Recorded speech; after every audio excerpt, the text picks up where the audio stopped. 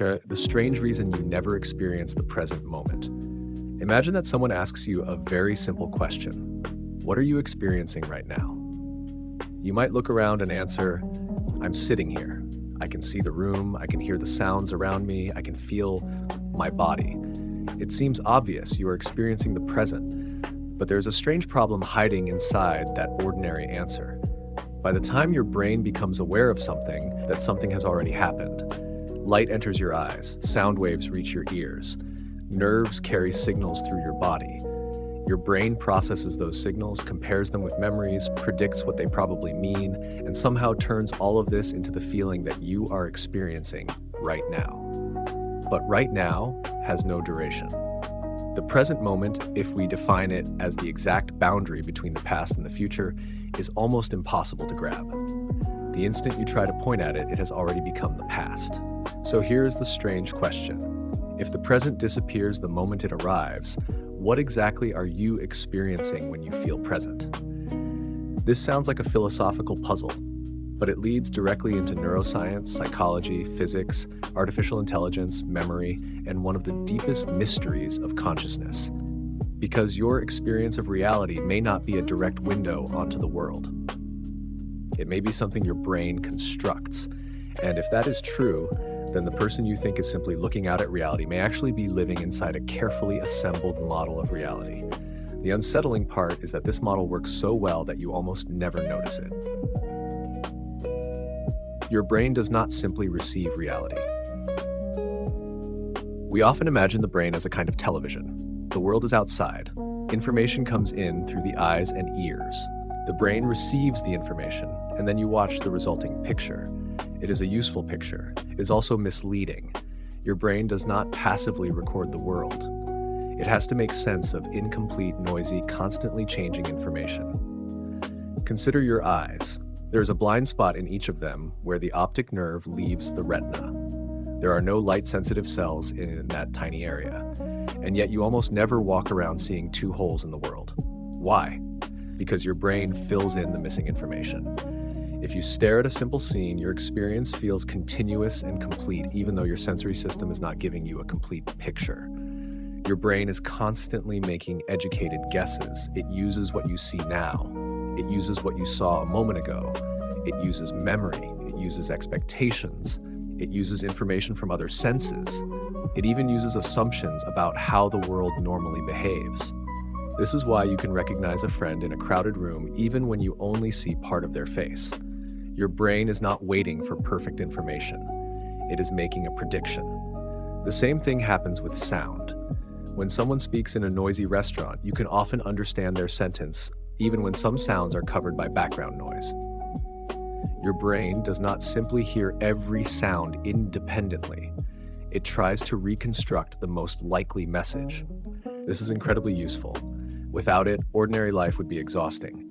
Every shadow, every sound, every movement would have to be interpreted from scratch. Instead, your brain has learned what the world usually looks like, and it uses that knowledge constantly. The result is something remarkable. You experience a world that feels immediate, stable, and complete, even though the information reaching your brain is incomplete and delayed. That is the first clue. Your conscious experience is not simply a recording, it is a construction. Half the world reaches you late. Now consider something even stranger. You never see an event exactly when it happens. Light travels extremely fast, but not infinitely fast. If you look at the moon, you are seeing it as it was roughly 1.3 seconds earlier. If you look at the sun, you are seeing it as it was about 8 minutes earlier. If you look at a distant galaxy, you may be seeing light that began its journey millions or billions of years ago. Even objects in the room are not experienced at the exact moment their light interacts with your eyes.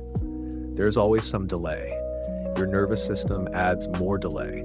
The retina processes information. Signals travel through neurons. Your brain combines information from different parts of the body. Then your conscious experience emerges. So the moment you experience as now is not a perfectly instantaneous slice of reality. It is more like a carefully assembled window. Your brain gathers information that arrived at slightly different times and combines it into something coherent. Imagine watching a live sports broadcast. The camera captures an event, The signal travels, the television processes it. Your eyes receive the image, your brain processes the image, you experience the event. You might still call it live, but it is not literally happening in your experience at the exact same instant it happens on the field. There is a delay. Your brain simply makes the delay invisible, and that is one of its greatest tricks. Why doesn't everything feel delayed? If your brain is processing information after it arrives, why don't you constantly feel like reality is behind schedule? Why can you catch a ball? Why can you walk without falling over? Why can you have a conversation without feeling like you are watching a badly synchronized movie? Because your brain does not merely react to information, it predicts. Suppose you see a ball moving toward you. Your brain does not wait until the ball reaches the exact location where it should be before deciding what is happening. It estimates where the ball is going. That estimate helps your body move in time. This is one reason prediction is so important to perception. Your brain has learned regularities about the world. Objects continue moving. People generally continue walking in the direction they were walking. Voices continue producing words. Gravity usually keeps working. The floor generally remains beneath your feet. Your brain can use these patterns to anticipate what will happen next. This creates a fascinating possibility. Maybe consciousness is not primarily about receiving the present. Maybe it is about continuously constructing the most useful interpretation of what is happening and what is about to happen. In other words, your experience may be less like watching reality and more like your brain's best ongoing guess about reality. That sounds strange, but it explains many ordinary experiences. The dress that proved perception is not simple. You may remember the famous internet argument over a photograph of a dress. Some people saw the dress as blue and black. Others saw it as white and gold. Millions of people looked at essentially the same image and reported different experiences. What happened? The photograph itself was ambiguous. The brain had to make assumptions about the lighting conditions. If you interpreted the photograph as being taken under a strong bluish shadow, one set of colors made sense. If you interpreted it as being illuminated differently, another set made sense. The important point is not the dress. The important point is that people were not simply disagreeing about a fact they could easily inspect. They were experiencing different perceptions of the same visual information. This reveals something fundamental. Seeing is not just about the light entering your eyes. It is about what your brain thinks that light means. The same principle appears everywhere. A person standing in a dark alley can look threatening if you are already afraid. The same person can look harmless if you know they are waiting for a friend. A strange noise in your house can sound terrifying at night. The identical noise can sound completely ordinary when you discover it was the refrigerator. The sound did not change. Your interpretation changed. And when your interpretation changes, your experience changes. Your brain is constantly guessing what comes next. Imagine you are walking through your house at night. You see a dark shape in the hallway. For a fraction of a second, you think someone is standing there. Your heart rate changes. Your body becomes alert. Then you turn on the light. It is a coat hanging from a chair. The coat did not suddenly transform from a person into a coat. Your brain first interpreted incomplete information using a prediction. Then better information arrived. The prediction was corrected. This is a normal feature of perception. In uncertain situations, the brain has to decide what explanation is most likely. If the cost of missing danger is high, the brain may sometimes prefer a false alarm. That makes evolutionary sense. Imagine two early humans hearing a rustling sound in the bushes. One assumes, probably nothing. The other assumes, maybe a predator. If there really is nothing, the cautious person wastes some energy. If there really is a predator, the cautious person may survive. Natural selection does not require the brain to produce a perfectly accurate picture of reality. It only requires a picture that is useful enough to keep the organism alive. That distinction matters, because it means your perception was not necessarily designed to answer the question, what is reality exactly? It was shaped to answer a more practical question, what should I do next? The world you experience is partly built from memory. Now we can take this one step deeper. Your present experience depends partly on your past. Suppose you walk into a kitchen you have visited hundreds of times. You immediately know where the refrigerator is. You expect the floor to be solid. You expect the light switch to be near the doorway. You expect the cabinets to contain certain objects. You are not consciously checking each of these facts. Your brain already has a model. Now imagine entering an unfamiliar building. Suddenly, you move differently. You pay attention to doors. You look for signs. You notice exits. You become more aware of your surroundings. Why? Because your brain has less reliable information about what comes next. Familiar environments are easier because your brain can rely on learned patterns. This is one reason everyday life can feel effortless. You are not consciously rebuilding the world every second. You are using a model, and this model can be wrong. You may reach for a light switch that is no longer there because the room has been renovated. You may expect someone to behave a certain way because of what they did in the past. You may remember an event differently from how another person remembers it. Your brain is always combining present information with stored information. That is incredibly powerful. It is also one reason human beings can disagree sincerely about what happened. Memory is not a perfect recording. It is reconstructive. Every time you remember something, your brain is rebuilding aspects of the memory. That does not mean all memories are false. It means memory is a living process rather than a video archive. And if both memory and perception involve reconstruction, something important follows. Your experience of reality is influenced not only by what is happening, but by what your brain has learned to expect.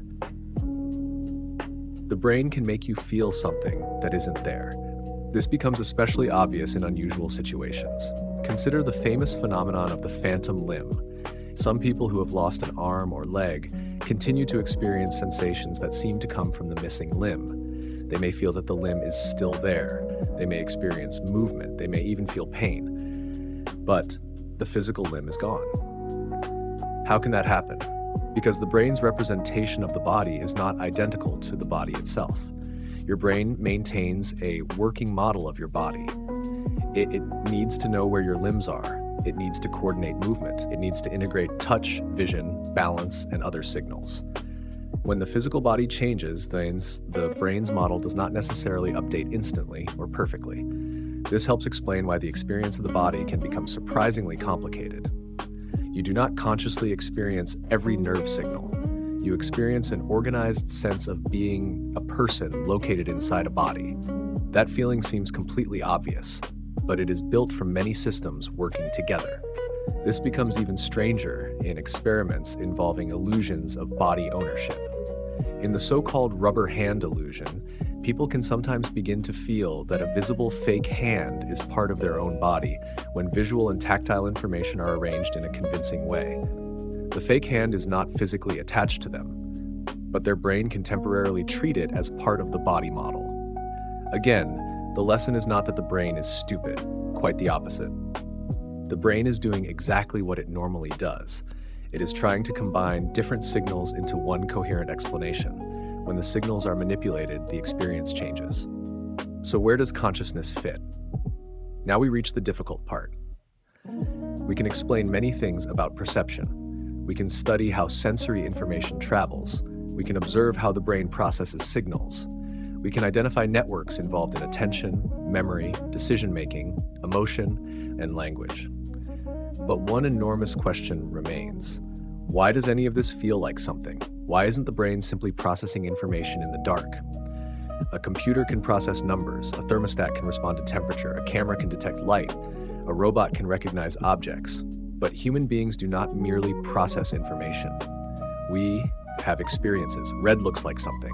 Pain feels like something. Music feels like something. Fear feels like something. The taste of coffee feels like something. Even boredom feels like something.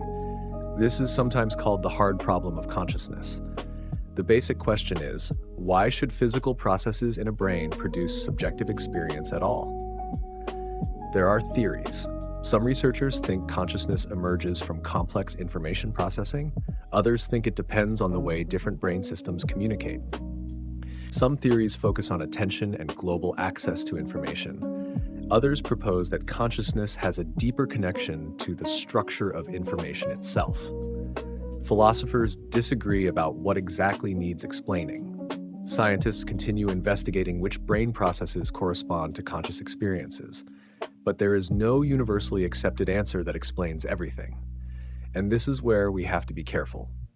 There is a temptation to jump from science does not yet know to therefore consciousness must be supernatural. That conclusion does not follow. Not knowing how something works does not prove that the answer lies outside nature. At the same time, saying the brain does it is not a complete explanation either. It simply moves the question. How does brain activity become experience? That remains one of the deepest unanswered questions we have. The present might be a construction edge threat. Return to the original problem. You feel that you are living in the present, but what is the present? Physics gives us a complicated answer. In everyday life, we tend to imagine time as a universal river flowing from past to future. Everyone shares the same cosmic now. Modern physics makes that picture much harder to defend. Einstein's theory of relativity shows that observers moving differently can disagree about whether distant events happen at the same time. There is no simple universal clock ticking identically for the entire universe.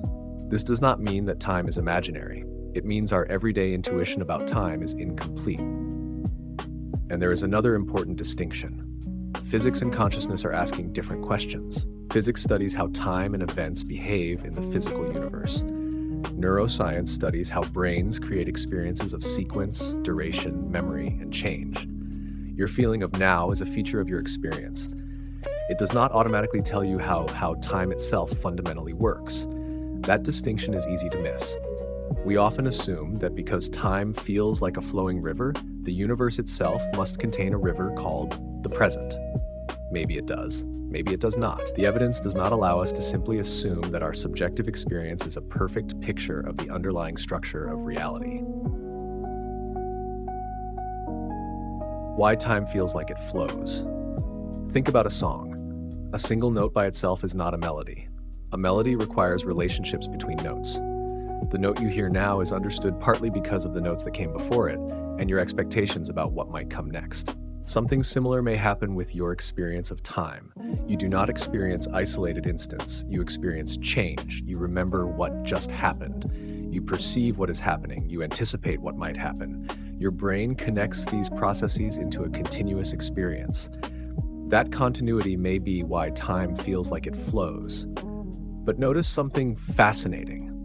Your experience of time changes depending on your mental state. 5 minutes can feel incredibly long when you are waiting for an uncomfortable conversation. An hour can disappear when you are absorbed in something enjoyable. A childhood summer can feel enormous in memory, while an entire year of adulthood can seem to have vanished. Clock time remains relatively stable. Psychological time does not. This tells us something. The experience of time is not simply copied from a clock. Your brain actively constructs a sense of duration, and that construction is influenced by attention, emotion, memory, novelty, and expectation. Time is not merely something you experience. In some sense, your brain helps determine how you experience it. The strange case of attention. Imagine you are reading a book while someone nearby is talking. You can hear their voice, but if you are deeply focused on the book, you may not consciously process what they are saying. Then suddenly you hear your name. Your attention snaps toward the conversation. What changed? The sound was already reaching your ears. The difference was what your brain was doing with it. This reveals another important distinction. Information can reach your nervous system without becoming part of your conscious experience in the same way. Your brain is processing far more information than you consciously notice. Your eyes move constantly. Your ears detect countless sounds. Your skin receives signals from clothing, temperature, pressure, and movement. Your body continuously reports information about balance and position. You do not experience every signal separately. Instead, consciousness presents you with a simplified world. This is useful because the full stream of information would be overwhelming. Imagine consciously experiencing every heartbeat, every tiny change in pressure on your skin, every sound in the environment, every object in your peripheral vision, every muscle adjustment required to remain upright. You would be buried under information. So consciousness appears selective. It gives you a manageable experience rather than the entire raw data stream. That raises another strange question. How much of reality are you actually experiencing? Probably far less than you think. You can be blind to things you are looking directly at. One of the most surprising demonstrations of this is called inattentional blindness. In a famous type of experiment, people are asked to focus on a specific task, such as counting passes between players. While they concentrate on the task, something unexpected can appear in the scene. A person may walk through the middle of the action, and some participants fail to notice it. The eyes receive the information, but conscious awareness does not necessarily follow. This is important because we often trust our perception more than we should. We think, if I saw it, it happened exactly that way. But seeing is not the same as recording. Your brain decides what deserves attention, and what you fail to notice can be just as important as what you notice. This has consequences far beyond laboratory experiments. It affects eyewitness testimony, it affects driving, it affects arguments, it affects relationships, it affects how we remember conversations. Two people can be present at the same event and later describe it differently without either person deliberately lying. Their brains may have prioritized different parts of the scene. Each person may have walked away with a different internal model. Then memory can reshape that model further. This is one reason confidence is not always the same thing as accuracy. Someone can be completely sincere and completely mistaken. Your brain is not trying to tell you the truth. That sentence sounds disturbing. It needs an explanation. Your brain is not necessarily trying to deceive you, but evolution did not give your brain a single mission called discover objective reality. It gave organisms systems that helped them survive. Those systems needed to recognize food, danger, movement, other people, opportunities, threats, and useful patterns. Accuracy matters, but usefulness matters too. Suppose you see a stick that resembles a snake. A false alarm may cost you a moment. Failing to recognize a real snake could cost much more. So the system can be biased toward caution. In other situations, speed matters more than perfect accuracy. If a car suddenly moves toward you, you do not need a philosophical analysis of its trajectory. You need to move. The brain simplifies, it compresses, it predicts. It ignores, it fills gaps, it creates shortcuts, and most of the time, these shortcuts work. The strange part is that the same machinery that makes everyday life possible can also create illusions. Your brain's greatest strength and greatest weakness may be the same thing. It is willing to guess. What happens when the guesses become too strong? This is where psychology becomes especially fascinating. Expectations can influence perception.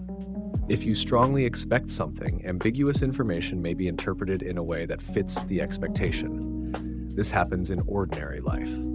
Suppose someone tells you that a person you are about to meet is arrogant. You may interpret a quiet response as arrogance.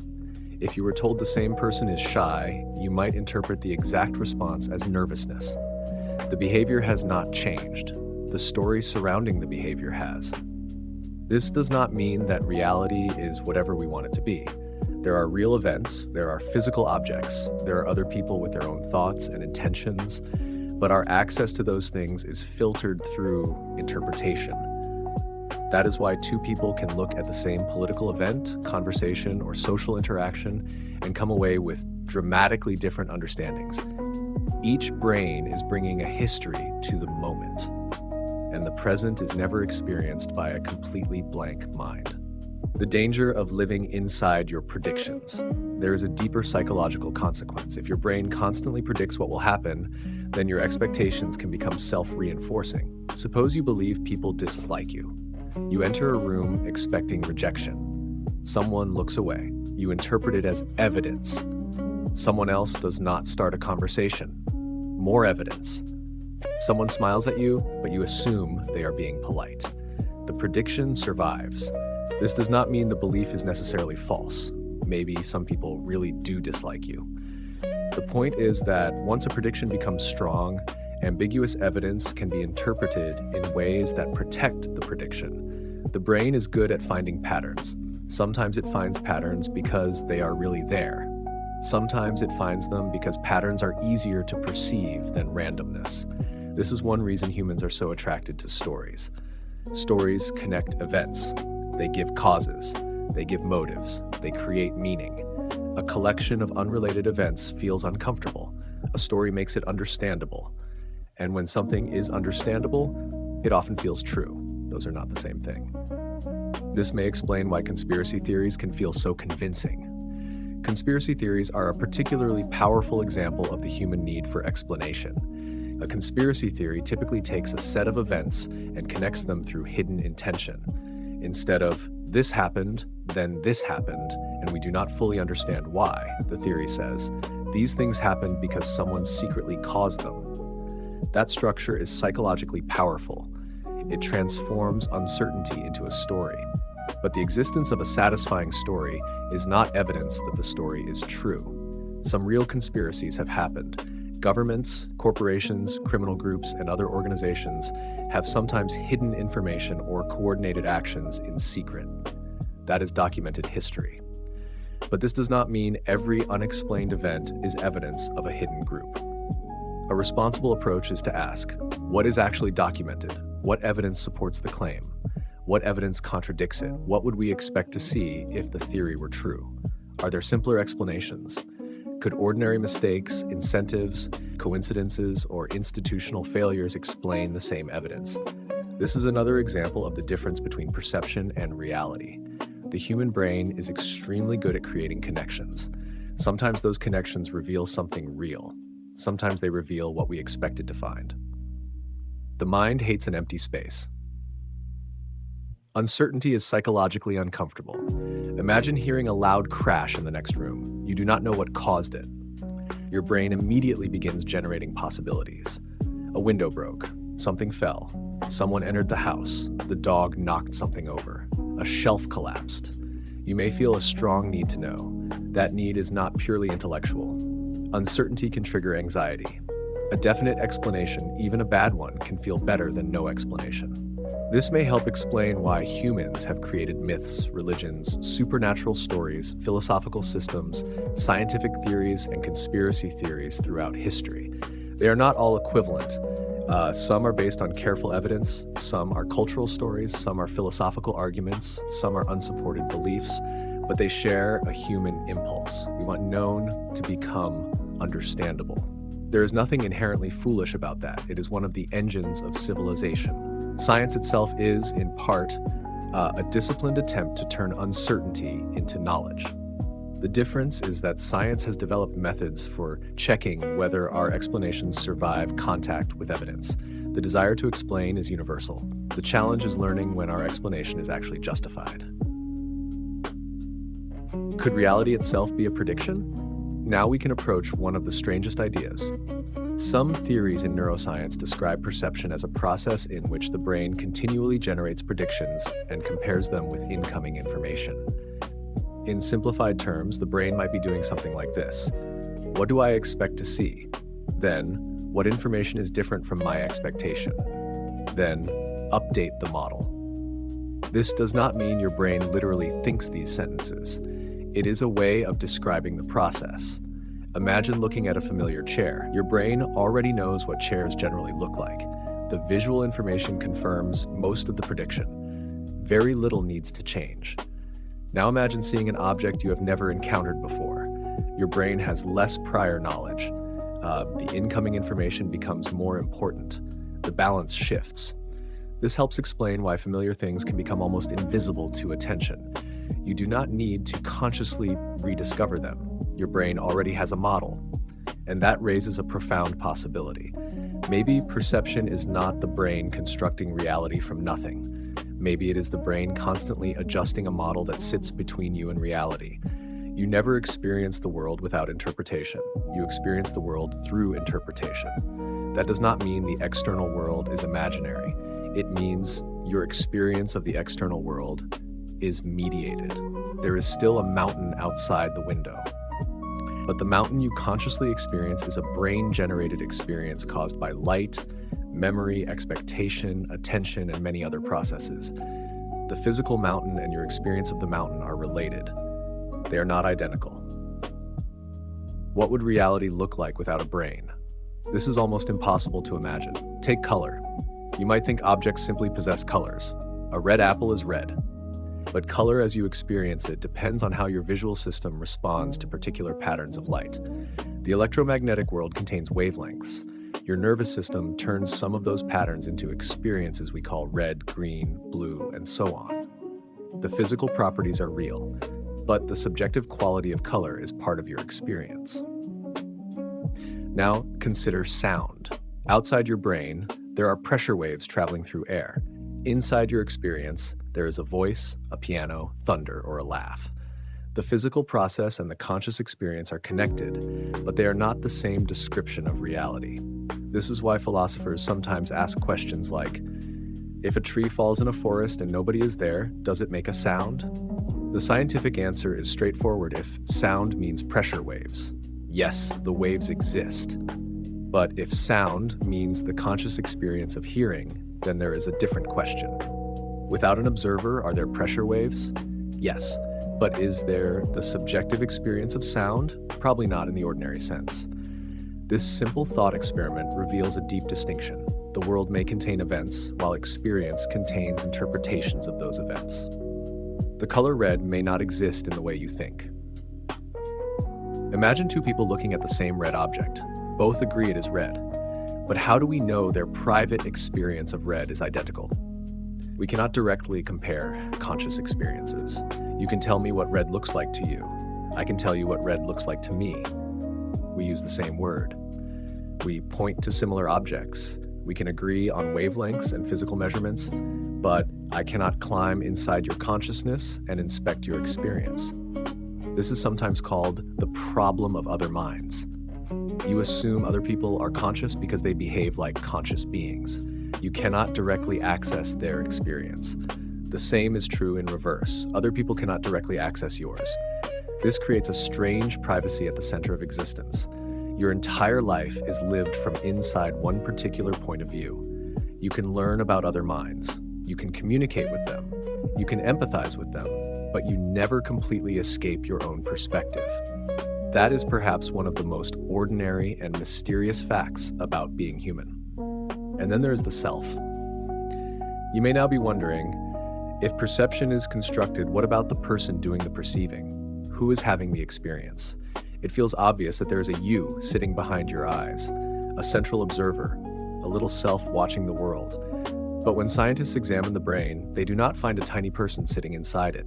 There are networks, neurons, signals, memories, attention, emotion, decision-making, body regulation, language. There is no obvious central theater where a miniature human watches everything happening on a screen. This creates another famous puzzle. If there is no little observer inside your brain, who is experiencing consciousness? One possibility is that the self is not a separate object. It may be a process. Think about a whirlpool. A whirlpool is real. You can see it, you can measure it, but it is not a separate piece of matter floating inside the water.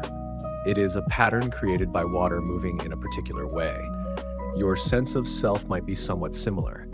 You are obviously real in an important sense. You have a body, you have memories, you have relationships, you make decisions, you experience the world. But the feeling of being one continuous, unified self may emerge from many processes working together. There may not be a single central entity controlling everything. There may be a constantly changing pattern that creates the experience of being one person.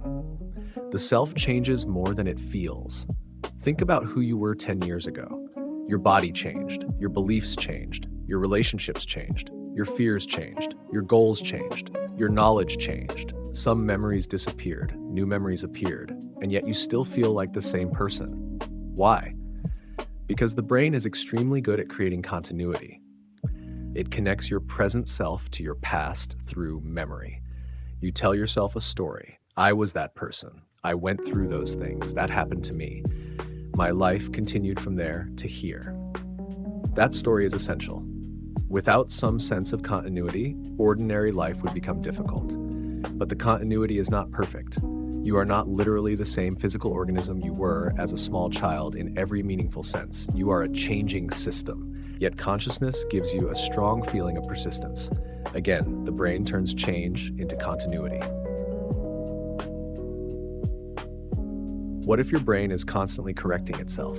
There is something beautiful about all of this. Your brain does not have to be perfectly accurate. It only has to be good enough to keep updating. You see something, you make a prediction, reality disagrees, you adjust, you try again. This happens thousands of times every day. Learning is basically the process of becoming less wrong. A baby reaching for an object does not know exactly how far away it is. The baby reaches, misses, adjusts, tries again. Eventually, the brain builds a useful model of space. A child learning language makes mistakes. Adults correct them. The child updates the model. A person learning to ride a bicycle falls, the nervous system adjusts. Eventually, balance becomes automatic. The brain is a prediction machine, but it is also an error correction machine. That is why mistakes can be valuable. They reveal where the model does not match the world. The danger comes when we become emotionally attached to the model. Then we may stop treating disagreement as information. We start treating it as an attack. Why changing your mind can feel so uncomfortable. Suppose you have believed something for 20 years. Then you encounter strong evidence that challenges it. You might not experience the new information as a neutral update. You might feel irritation, confusion, defensiveness, even anger. Why? Because beliefs are not just abstract sentences stored in your brain. They can become connected to identity, memory, social relationships, and emotional security. Changing one belief may threaten an entire network of other beliefs. Imagine a house made of connected blocks. Remove one important block and suddenly several others become unstable. That is why people sometimes defend ideas that seem irrational from the outside. The idea may be protecting a larger structure. This does not mean every disagreement is a sign of psychological weakness. Sometimes people resist new information because the information is actually bad. Skepticism is valuable. The challenge is learning the difference between skepticism and emotional resistance. A useful question is, what evidence would convince me that I am wrong? If the honest answer is nothing, then the belief is no longer functioning like an open hypothesis. It has become something else. Artificial intelligence creates a new version of the mystery. This becomes even more interesting when we look at artificial intelligence. Modern AI systems can recognize images, generate language, solve problems, write code, create music, and hold conversations. But does an AI system experience anything? We do not currently have a reliable way to answer that simply from behavior. And that creates a fascinating mirror. You know that you are conscious because you experience your own consciousness directly. You do not have that same direct access to another human's experience. You infer it. You see their behavior. You hear them speak. You notice that they respond to pain, pleasure, fear, humor, and uncertainty. You conclude that they probably have experiences similar in kind to yours. But an artificial system could potentially produce sophisticated behavior without necessarily having subjective experience. Or perhaps some future systems could have forms of experience very different from ours. We do not currently know what would be required for consciousness to exist in a machine. This is not evidence that today's AI systems are secretly conscious. It is simply an unanswered scientific and philosophical question. And the question becomes more difficult as machines become better at imitating the outward signs of human thought. If something talks like a person, reasons like a person, remembers conversations, expresses preferences, and says it feels pain, what would count as evidence that there is actually something it is like to be that system? There may be no simple behavioral test. That is an unsettling possibility, because the problem of consciousness does not become easier when we build intelligent machines. It becomes harder. What if consciousness is not where you think it is? This question has inspired many theories. Some argue that consciousness is produced by particular kinds of brain activity. Some suggest it emerges when information becomes globally available to different parts of the brain. Others focus on how systems integrate information. Some philosophers argue that consciousness may be more fundamental than we normally assume. Others argue that our everyday concept of a separate inner self is partly mistaken. These ideas should not be treated as established facts.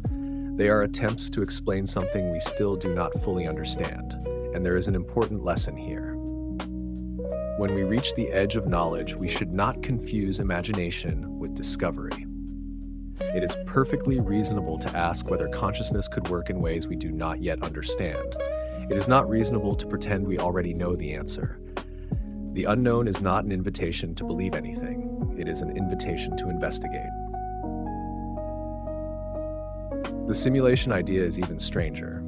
One of the most famous modern thought experiments asks whether reality could be a computer simulation. The argument is philosophical rather than established science. It usually begins with the possibility that sufficiently advanced civilizations might eventually create enormous simulated worlds containing conscious beings. If such civilizations created huge numbers of simulated conscious worlds, then perhaps simulated observers could vastly outnumber biological observers. If that were true, someone might argue that a randomly selected conscious observer would be more likely to exist in a simulation than in an original physical reality. This is an interesting argument, but there is a huge gap between an interesting argument and evidence. We currently have no solid evidence that our universe is a computer simulation. People sometimes point to mathematical structure, strange features of physics, or the apparent information-like nature of physical laws. But these observations do not demonstrate that the universe is literally running on someone's computer. The simulation idea is valuable mainly because it forces us to examine assumptions. What do we mean by reality? What would count as evidence? Could a simulated world be indistinguishable from a non-simulated one? Would simulated even change what reality means for the beings inside it? Those are deep questions, but the honest conclusion remains: we do not know that we live in a simulation, and right now there is no good reason to treat the idea as established fact. Perhaps the deeper mystery is not the universe. There is a temptation to think the biggest mysteries are somewhere far away. Black holes, dark matter, the origin of the universe, other galaxies, the possibility of alien life. But there is another possibility. The strangest mystery may be the ordinary world directly in front of you. You wake up. You see a room. You hear traffic. You feel your feet touch the floor. You remember who you are. You know where you are. You anticipate what you will do today. It all feels completely normal. Yet beneath this ordinary experience is an enormous stack of unanswered questions. How does matter produce consciousness? How does the brain create a stable world from incomplete sensory information? Why does time feel like it flows? Why do memories feel like personal possessions? Why does a collection of physical processes produce the feeling of being a single person? Why does anything feel like anything? And why does reality have the particular structure that allows creatures like us to exist and ask these questions? We do not have complete answers. That is not a failure. It is simply where we are. The uncomfortable lesson. There is one conclusion we should probably resist. If your perception is constructed, you might be tempted to say, then nothing is real. But that does not follow. The fact that your experience is constructed does not mean the external world does not exist. A map is not the territory, but a good map can still represent a real territory. Your brain's model of the world can be incomplete without being fictional. You can be standing on a real floor even though your experience of the floor is created by neural processing. A real person can be standing in front of you even though your perception of their face depends on your brain. A real event can happen even though your memory of it is imperfect. The important distinction is between reality itself and your experience of reality. They are deeply connected, but they are not necessarily identical. This distinction can make you more careful without making you cynical. You can trust your senses while remembering that they have limits. You can trust your memories while admitting they are not perfect. You can hold beliefs strongly while remaining willing to update them. You can experience something intensely without assuming your interpretation is automatically correct. That is intellectual humility, and perhaps it is one of the most useful consequences of understanding perception. Sure, you are not seeing the world. You are meeting it halfway. Imagine reality as an enormous ocean. Your brain cannot drink the whole ocean. It takes samples, it detects patterns, it filters information, it predicts, it remembers, it compares, it fills gaps. Then it creates a manageable experience. That experience is not the entire universe. It is a working interface. Think about a smartphone screen. When you tap an icon, you do not see the billions of electrical processes happening inside the device. You see a simple symbol. The symbol is useful. It hides enormous complexity. Your conscious experience may work in a somewhat similar way. You experience a tree rather than photons, retinal signals, neural activity, stored concepts, and prediction errors. You experience a person rather than a massive stream of sensory information being integrated by your nervous system. You experience yourself rather than the countless biological processes maintaining your body. The interface is simple. The machinery beneath it is not. And that simplicity is probably part of what makes consciousness possible. If you had to consciously experience everything your brain was doing, ordinary life might be impossible. Instead, consciousness gives you a clean surface. A world, a body, a self, a past, a future, a present. And underneath that apparently simple experience is one of the most complicated processes we know of. So, are you living in the present? In one sense, yes, you cannot live anywhere else. But the present you experience is not a tiny point in time that your mind somehow catches perfectly. It is a constructed window. It contains information arriving through different channels. It is shaped by memory. It is influenced by expectation. It depends on attention. It is constantly being updated. The present you experience is more like a moving reconstruction than a frozen instant. And that may explain why consciousness feels continuous even though the physical processes underlying it are constantly changing. You are not receiving reality frame by frame. You are continuously integrating change into a meaningful experience. That is why the world feels stable. That is why time feels smooth. That is why you feel like the same person from one moment to the next. Your brain is constantly stitching the pieces together. And now the strange part. At this very moment, while you are reading these words, your brain is doing something extraordinary. You are not consciously seeing individual letters as meaningless shapes. Your brain recognizes patterns. It turns symbols into words. Words become ideas. Ideas connect with memories. Memories create expectations. Expectations shape understanding. Your eyes move across the page. Your attention shifts. Your brain predicts the next sentence. Sometimes you understand a sentence before you finish reading it. Sometimes you reach the end of a paragraph and realize you were thinking about something else. And yet the whole process feels like one continuous activity. I am reading this. That sentence contains an entire mystery. Who is the I? What does it mean for that I to experience anything? How does physical activity inside a brain become the feeling of understanding?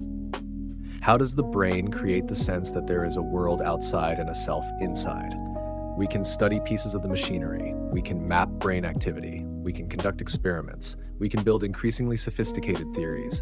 But there remains a gap between describing the machinery and explaining why the machinery is accompanied by experience. Perhaps future science will close that gap. Perhaps consciousness will turn out to have a surprisingly simple explanation. Perhaps it will require a major change in how we think about minds. Or perhaps the question itself will eventually be transformed. We do not know, and that uncertainty is not something we need to fear. It is what makes the question interesting. The final paradox. There is a final twist. You began this article thinking about the present moment, but notice what just happened. You read about the present using memories of what you read a few seconds ago. You understand each sentence by connecting it to previous sentences. You predict where the argument is going. Your brain combines all of this into one flowing experience. In other words, you cannot experience the present without bringing the past into it. And you cannot understand the present without making predictions about the future. The moment you experience as now is therefore connected to both. The past is inside your present through memory. The future is inside your present through expectation. And the present itself may be the brain's constantly updated meeting point between the two. Maybe that is why consciousness feels like a river, not because there is necessarily a little stream of time flowing through the universe, but because your brain is continuously carrying information forward. Memory gives you continuity. Prediction gives you direction. Perception gives you contact with what is happening. And consciousness somehow turns the whole process into a life that feels like it belongs to someone. You. So the next time you look at a tree, hear a song, feel the warmth of sunlight, or watch someone you love walk into a room, remember how strange the experience really is. There is a physical world, there is a brain interacting with that world, and there is the private experience that appears between them. You do not simply see reality. You do not simply remember the past. You do not simply wait for the future. You are constantly constructing a world that connects all three. And perhaps the most mysterious thing about existence is not that there is a universe out there. It is that somehow the universe contains a small piece of itself capable of looking back at it and asking, what is this?